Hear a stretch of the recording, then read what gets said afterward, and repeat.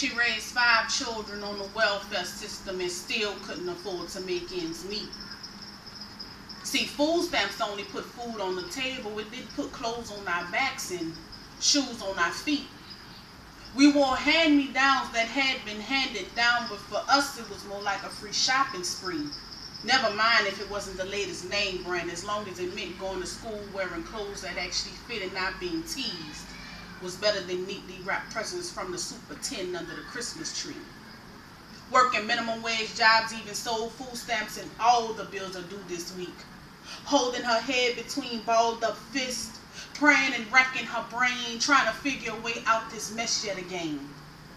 Many nights we went to bed by candlelight, no hot baths tonight, and our stomachs touching our backs from having little or nothing to eat, trying to fill up on syrup sandwiches, unsweetened peanut butter muffins, and water. Mama food stamps got cut again because last paycheck said she made a few extra quarters, and it was hard watching her cry as she swallowed her pride, catching the city bus in the rain to wait in long lines and beg her caseworker for an increase, because back at home she's got 5 mouths to feed, all the while knowing she's dealing with people who are heartless and have no sympathy, quick to make her feel less than a woman, looking down their nose because to them she was nothing more than just another welfare whore, only recognized by your number. It makes you wonder how a system that's supposed to be put in place to help you get ahead does all it can to keep you under. But if only they would have taken the time to see the strength in my mother. With only a 6th grade education, she still managed to put herself through college. A registered nurse she was supposed to be.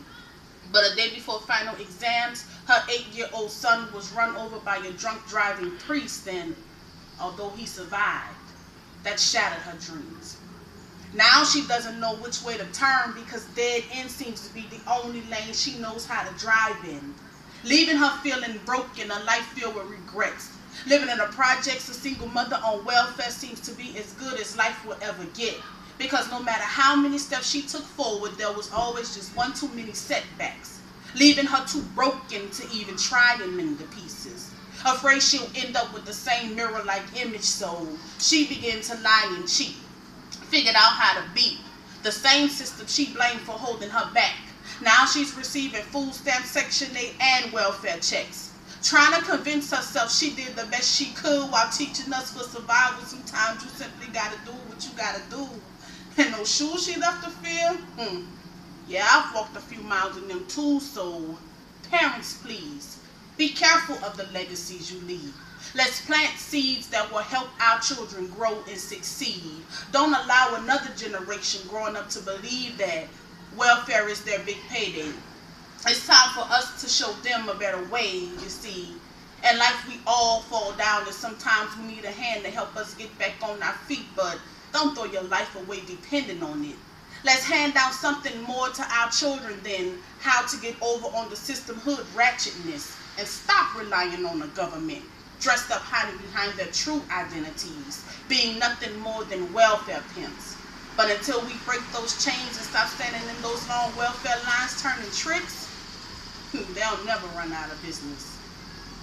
Word.